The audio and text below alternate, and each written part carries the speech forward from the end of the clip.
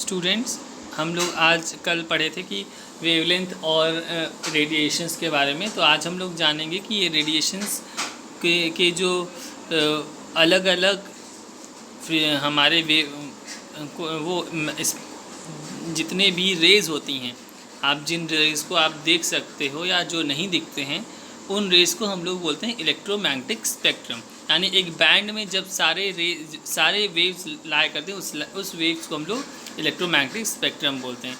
यानी जितने भी वेव्स होंगे, all the waves will have different wavelength and different frequency, that is they are arranged in increasing wavelength और decreasing frequency। तो यहाँ आप देख रहे होंगे,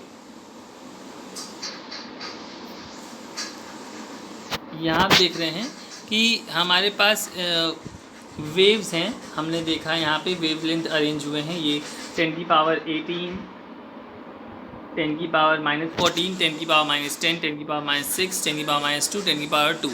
तो ये हमारे वेवलेंथ हैं in increasing order, whereas frequencies जो हैं वो डिक्रीजिंग ऑर्डर में 10 की पावर 26, 10 की पावर 22, 10 की पावर 18, 10 की पावर 14, 10 की पावर 10 एंड 10 की पावर 6। तो हमारी जितने भी वेव्स हैं, cosmic rays, X rays, gamma rays, जो भी रेज हों, ये सारे इन्हीं इस बैंड के बीच में 10 की पावर -18 टू 10 की पावर 2 तक लाया करते हैं। अब यहाँ पे हम लोग देखते हैं, सबसे पहला रे जो होता है वो कॉस्मिक रे होता है। ये कॉस्मिक रे को हम लोग इलेक्ट्रोमैग्नेटिक स्पेक्ट्रम में मानते भी हैं, नहीं भी मानते, बट आप लोग की बुक में ये दिया हुआ है, cosmic rays are the electromagnetic spectrum. Electromagnetic waves होती हैं, ये 10 की पावर 18 से लाया करती हैं। और दूसरा होता है गामा रेज, जो आप देख सकते हो, गामा रेज होती है 10 की पावर 14 पे।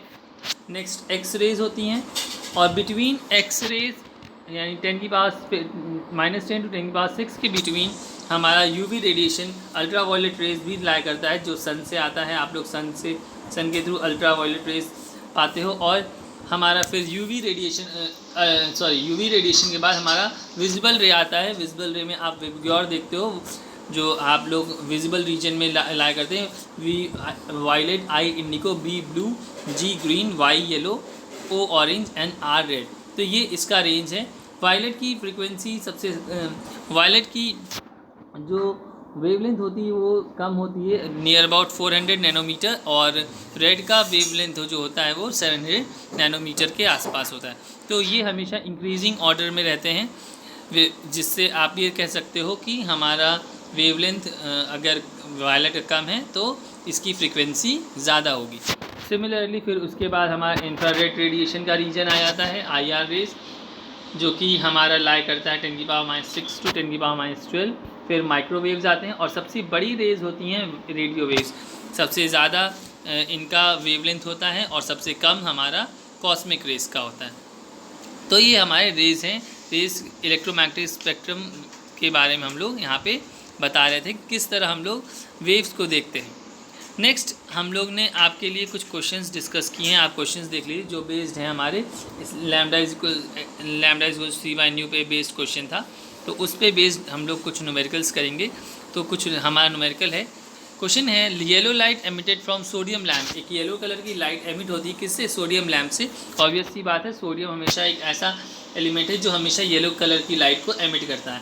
विच has a wavelength of 580 nanometre, जिसका वेवलेंथ है 580 नैनोमीटर। आपको क्या निकालना है? फ्रीक्वेंसी और वेव नंबर कैलकुलेट करना है। तो आपको पता है फॉर्मूला, लैम्डा इज इक्वल्स c/न्यू। सी की वैल्यू आपको पता है 3 × 10 की पावर 8 मीटर पर सेकेंड, और आपको न्यू की वैल्यू वेवलेंथ पता है 580 नैनोमीटर। इसको मीटर में चेंज करने के लिए आपने 10 की पावर -9 से मल्टीप्लाई किया, तो ये मीटर में बदल गया। आपने फॉर्मूले में रख दिया, फॉर्मूले में आपको आया, आपको आंसर डायरेक्टली मिला 5.17 × 10 की पावर 14 पर सेकेंड।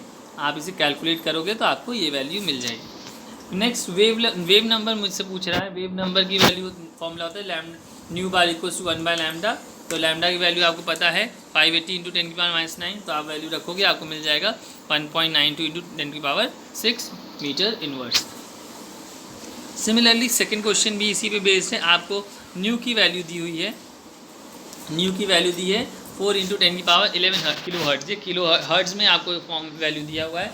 आपने इस वैल्यू को रखा इस फॉर्मूले में, लैम्डा इज c/न्यू, तो आपको वैल्यू मिली 0.75 × 10 की पावर -3 मीटर्स में है। अगर आप इसको पॉइंट को शिफ्ट करोगे तो 10⁻⁻1 बढ़ जाएगा।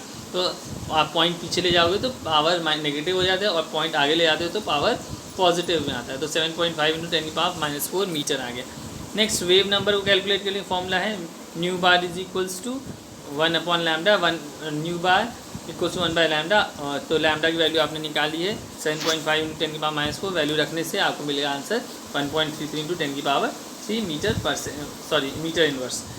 तो ये सारे रेडिएशंस के बारे में था। अभी तक हम लोग किस किस वेव्स को देख सकते हैं, कौन सी वेव्स हमारे विजिबल रीजन में ला करती हैं, कौन सी इंफ्रारेड का किस रेंज में ला करती है। आपसे क्वेश्चन जो पूछा जाएगा, आपसे हमेशा रेंज के बारे में पूछा जाएगा कि किस रेंज में हमारी रेज ला करती हैं। तो आपको ये याद रखना है कि ये रेंज इनका ये होता है, तो इस रेंज में ये ला करती हैं। सिमिलरली ये हमारा वेवग्योर का रेंज है, आप देख सकते हैं वेवग्योर का रेंज आप देख रहे होंगे 400 नैनोमीटर से 700 नैनोमीटर है। कई बार आपसे 450 नैनोमीटर भी देता है, तो ये 750 नैनोमीटर के आसपास होता है। तो ये इसके रेंज हैं इलेक्ट्रोमैग्नेटिक स्पेक्ट्रम। तो इलेक्ट्रोमैग्नेटिक स्पेक्ट्रम की डेफिनेशन क्या होगी? Waves have different wavelength and frequency which are arranged in increasing wavelength और डिक्रीजिंग फ्रीक्वेंसी। तो ये आपका डेफिनेशन है इलेक्ट्रोमैग्नेटिक स्पेक्ट्रम का। नेक्स्ट हम लोग इसके बाद पढ़ेंगे प्लैंक्स क्वांटम थ्योरी और particle nature of electromagnetic radiation, जो हम लोग नेक्स्ट क्लास में डिस्कस करेंगे।